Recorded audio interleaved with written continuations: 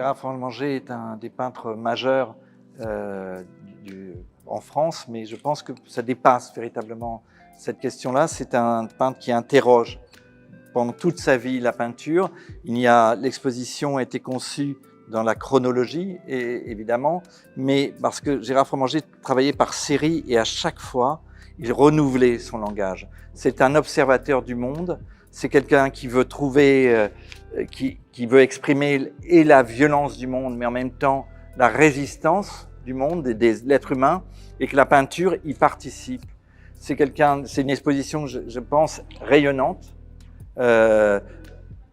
Rayonnante parce qu'elle n'est pas simplement une question de la joie, parce que cette question de la couleur rend heureux, mais il y a aussi une exposition qui a une énorme profondeur.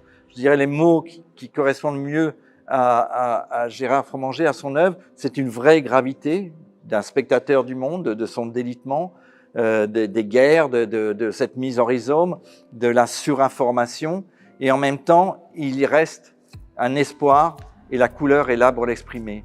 Et donc, quand nous avons à l'entrée un tableau de Giacometti, qui a été jusqu'à la fin de sa vie son peintre marquant, c'est la même chose que Giacometti. Giacometti voulait, dans chaque portrait, trouver la beauté.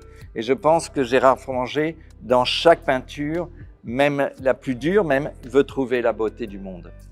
Et c'est une exposition où beaucoup de tableaux n'ont jamais été montrés. C'est peut-être une des premières fois où il y a aussi un Giacometti qui est présenté ici au Portugal.